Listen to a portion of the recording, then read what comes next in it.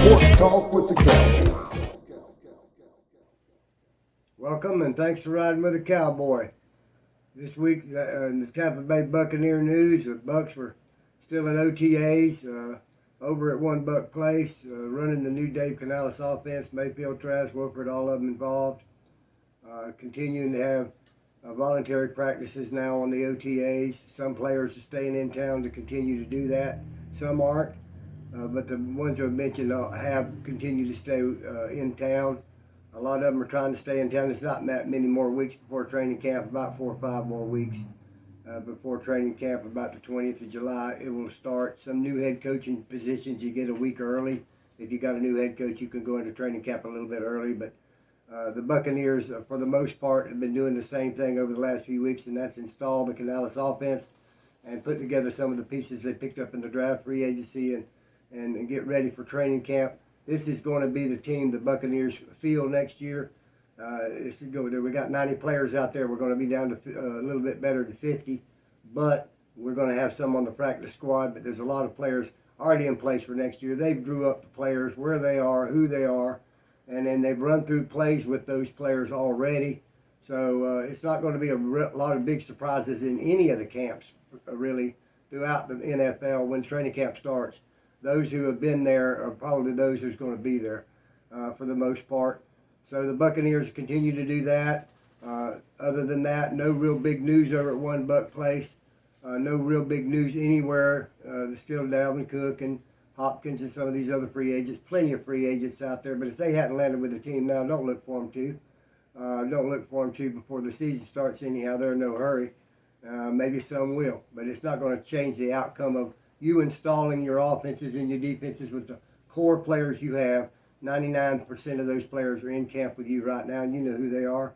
And you've already installed some of their plays for the next year's season with them already, especially in a position like Dave Canales, which just is installing a new offense altogether as offensive coordinator. We'll keep you posted on what's going on over at One Buccaneer Place if there's anything big happens out of the norm.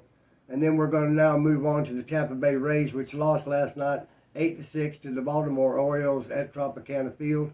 It was a good game for the Orioles. They got off to a real heavy hitting spree, cut a couple home runs off Taylor Glasnow's, put them up 6-0, and we had to battle back. We got in within the 6-5, and then they went ahead and hit another one on us, beat us 8-6.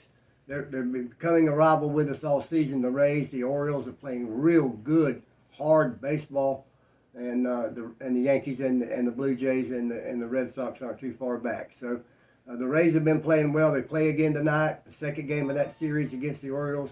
And it's been a real competitive game. It was a real good game, even though we got behind 6-0 early with Glasnow. And so tonight we're going to have another shot at the Orioles. We'll keep you posted on it. We were 51-23 at last check. We were not to the halfway point quite yet of the 162-game season. And we'll continue to keep you posted with the Rays. Everybody's playing healthy. There's been no major injuries. Everybody's playing up to where they should be. Wander Franco's not missed any time. He missed a few games against Oakland, but they said that was kind of a stomach virus type deal. But no major injuries to speak of with the Rays. So all things are well out with the Rays. I'd like to congratulate the winner of the U.S. Open. Wyndham Clark, he won the United States Open Los Angeles Country Club Sunday. He's his first major championship win. His first win on the tour was at the Wells Fargo just a month before this tournament.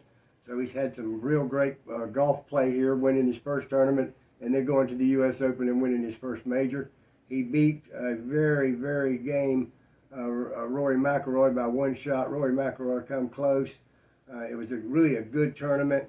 And congratulations to Wyndham Clark for winning the United States Open. We've got one more of the majors. That's the British Open in the end of July next month. We'll keep you posted on what goes on before that. And the tournaments, the Travelers Tournament this weekend, which is just a tour tournament. So congratulations to the winner, Wyndham Scott. And then as far as racing goes, last week, of course, was off for Father's Day. This week we're in Nashville. NASCAR will be in Nashville, Tennessee. It'll be a good race, a shorter track. Should be some good action in that race. And we're hoping Michael McDowell can pull another top 10 finish like he did at Sonoma. We're hoping that he does, and we're going to hope that he could get up to the front and possibly pull a win out, and only the second one in his career. And now we're going to talk about the NBA draft. It's tomorrow night. That's Thursday night. The San Antonio Spurs, of course, get the first pick. The Orlando Magic, which is our team near our market, they would be picking 6th and 11th in that first top 15 picks tomorrow night. A lottery picks, they call them, tomorrow night in the NBA draft. We'll keep you posted on what they do in that draft. And so we're going to go on to our questions for tonight. And the first question is from Tammy. And Tammy wanted to know what I thought about the USF Bulls football chances this year with the new head coach. And Tammy, I think it's really going to be a real tough season for the Bulls to get out there. They've only got to win one game because they only won one game last year to beat that record. And I think they want to do better than that. First game against Western Kentucky, they've got a real good shot at winning that game and starting this new era under their new head coach. And, of course, with the new stadium deal, Tammy, that they got with a brand new stadium being built down in their campus, it's got to be a boost to the whole program. They've got a beautiful indoor facility. So we're looking forward to big things, Tammy. We hope they win that first game. We're going to take them one at a time. And Western Kentucky's the first one on that list. But all things point up at the USF Bull football program. Good question, Tammy, and God bless you. The next one is from Pete. And Pete wanted to know what I thought about the new rule on time for the pitcher to throw the ball, which is 30 seconds. I think it's good, Pete. It's good for a lot of reasons. It moves up the game, Pete. People don't want to watch baseball. All the inner time that it takes for the pitcher to throw a ball, that 30-second rule makes that ball get pitched. It shortened the games from 3.5 hours to about 2 hours and 15 minutes, which is great for the fan, too. And it's got the action a little bit better because the base stealer knows how long it's going to be that the ball's going to be thrown. He can watch that. He can figure that out and steal. So there's a lot of great things that's making the baseball a little bit more interesting and moving it on. So that's a good question, Pete. And God bless you for it. Thank you. And the next one is from Janice. And Janice lives in Babson Park. And Janice wanted me to mention the Weber University football team and Wagner football team in college next fall. And we certainly will do that. We're going to follow Wagner and Warner.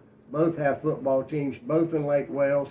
They're college Division III football teams, but they're football teams in college nonetheless. We are going to cover their scores.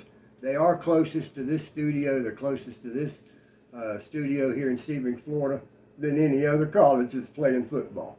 So we are going to keep tabs on their games and what they do.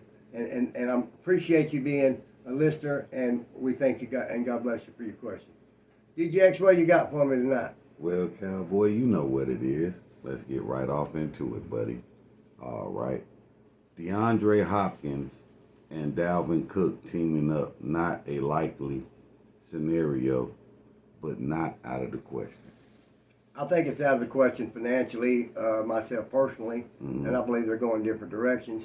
DeAndre Hopkins is not going to Miami, where I think Dalvin Cook will. Dalvin Cook was raised in Miami, played high school football in Miami, played at Florida State, wound up in Minnesota, and he wants to go back to South Beach. And they don't need no receivers down South Beach. Tariq, the Cheetah Hill, and the rest of that receiving corps they've got down there in Miami. They don't need DeAndre Hopkins for that kind of a salary. But I believe they'll both wind up somewhere. And maybe in the same division, because the New England Patriots are in the division where Miami's looking for a receiver. Right. And DeAndre Hopkins played football at Houston before he went to Arizona. Success at Houston, his head coach is Bill O'Brien, and Bill O'Brien's the new offensive coordinator of who? The New England Patriots. All right. So, familiarity brings somebody into you. And I think Hopkins will wind up a Patriot. So they will be in the same division, but the different ends of the Eastern Seaboard. Right, on two different ends of the spectrum. All right. What's the hold up with Steelers signing top 3 draft picks? Length of contract. It's always the length of contract. The wording in the contract, how much you'll be paid if the player doesn't work out or gets injured for forever. The length of the contract and probably the amount of the contract. The wording. These players have no leverage. If they don't play, they don't get paid. They're not going nowhere. I mean, you mean if I'm drafted and the Steelers and me don't sign, I can't play nowhere else? That's what I mean. Mm-hmm. So if we're talking $1 million to $1.25 million or whatever, a little bit of nothing, when them pads get put on in July and they've got an opportunity to make or not make the team, they best be out there. Unless they're stars, and if they're stars, they're still losing time because they've got to learn to be a star in the NFL. Right. So they've got a price pretty much set. Mm-hmm. So these agents coming in with this idea, well, your player will do what the NFL says he will do, or you will not play. Gonna end up getting them talked out of their paycheck. I mean, they're not paying you minimum wage, you know. Mm-hmm. There's a wage scale they must pay you. Right. So it's not like they're trying to lowball you. Right. You know what I mean? Right. They'll get it done. They'll get it done sooner or later. All right. 49ers optimistic. Purdy returns week 1. I think he's pushing it. I don't think Purdy will be ready week 1. Nah. They'd like to think he is. He's had elbow surgery right during the playoffs in January, February. Mm-hmm. 8 months, March, April, May, June, July, August, September, October. You can do the count, and that's 8 months. Right. Give or take a month. Okay, let's just say it's maybe September. That's I wouldn't push him to the point that he's going to ruin him for 4 weeks. They rush If you're the 49ers and you lose 4 games, which you're not going to do with whoever you got quarterbacking. But if you do and injure him, now you're in trouble. Mm-hmm. This guy's going to be with you for 10, 12 years, so just let it be. Let it be. I don't think he'll be ready. All right, let's go to the board. Top 10 individual performances from 22. Number 9, Charvarius Ward at Carolina, week 5. I think so. It was a great performance, and there were so many performances. It's hard to zero down on whether it's a defensive performance, a special team performance, or just a particular player's performance. But he would be as good as any. Right. Okay, I agree. Former Titans linebacker describes reaction to Robert Spillane's hit on Derrick Henry. Well, it was a hard, brutal hit, but when you're trying to take down somebody like Derrick Henry, you have to make that kind of hit because that's the kind of the size of guy. He's bigger than a refrigerator room. Right. All right. And for my last one, how do you feel about the offense and defense in 2023 Miami Dolphins? I think they got a great chance of winning. Tyler Vola, Tua is their guy. They're standing behind him to give him a 5th-year deal for next year, so that they give him some confidence. Yeah. Got the receivers around him, got the defense around him, got the Vic Fangio, their defensive coordinator, is getting paid $4 million to be defensive coordinator. Got Bradley Chubb.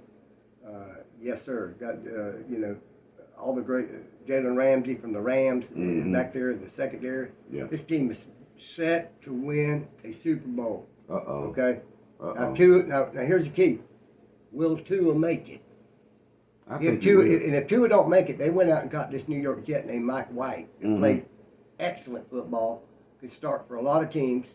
He's sitting right there on the bench waiting. And he's in there for 3 years too, so he's not going nowhere either. So they've got their quarterbacks. And if Tua goes down, so yeah, but what if Tua goes down? Mike White will go right in there with him. And he'll have all those pieces. Kind of like Purdy did last year. Yeah. So yeah, the Dolphins are in it for real. Oh, You Dolphin fans down in Dade County, you're in it for real. All right, well, that's what I got for you tonight, Well, God bless you, DJX. God bless you, too. God bless each and every one of you for tuning in this show. Continue to send your comments in. We like to put them questions out. There's some great questions tonight, especially the ones at Weber and Warner College up there. Just we got fans in that area, and we appreciate you watching our show. And we're going to cover your football teams and your sporting events from up there because God bless you for having that team. And we appreciate you continuing to send those comments and sharing them with us when we get the questions out. Be good to your friends. Be good to the ones that aren't friends of yours. We need a lot more love and faith and helping other people in this world than the meanness and evil that we see every single day. Until next show, God bless you and Cowboy out.